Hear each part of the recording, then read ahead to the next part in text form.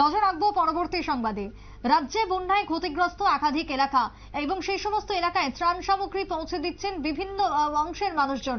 আজ বিলোনিয়া থেকে ধরা পড়ল সেই ছবি, যেখানে বিলোনিয়ার ভূমিপুত্র সাংবাদিক প্রণব সরকার, তারই উদ্যোগে বিলোনিয়াতে আজকে ত্রাণ সামগ্রী প্রদান। বিলোনিয়ার বন্যা কবলিত এলাকায় ত্রাণ সামগ্রী এবং নগদ অর্থ বিলি করলেন সাংবাদিক প্রণব সরকার। গাড়ি বোঝাই করে খাদ্য সামগ্রী তিনি নিয়ে গেলেন বিলোনিয়াতে। যারা আশ্রিতরা রয়েছেন তাদেরকে তুলে দিলেন বেশ কিছু সাহায্য সামগ্রী, সঙ্গে নগদ 40,000 টাকা তুলে দেন পুর পরিষদের হাতে।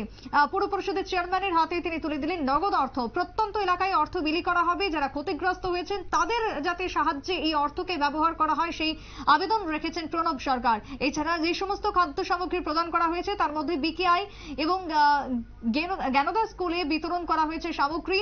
ত্রাণ বন্টনে সহায়তা করেন বিভিন্ন সংস্থা, যার মধ্যে রয়েছে সারি সাহা, রয়েছে শিশু বিহার এলামনি, এছাড়াও রয়েছে তুলসীবতী এলামনি, যারা 10,000 টাকা দিয়েছেন নগদ অর্থ।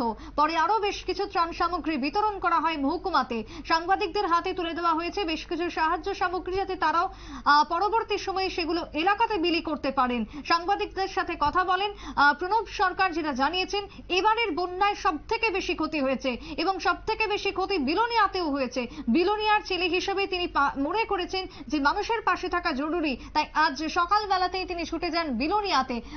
অর্থ সাহায্য প্রদানের পাশাপাশি শুকনো খাবার, বিভিন্ন প্রয়োজনীয় সামগ্রী, বস্ত্র, খাদ্য সামগ্রী বিতরণ করলেন প্রণব সরকার সাংবাদিক, এবং এই আয়োজনে এই পাশে থাকার ঘটনায় সাধুবাদ জানিয়েছেন অনেকেই।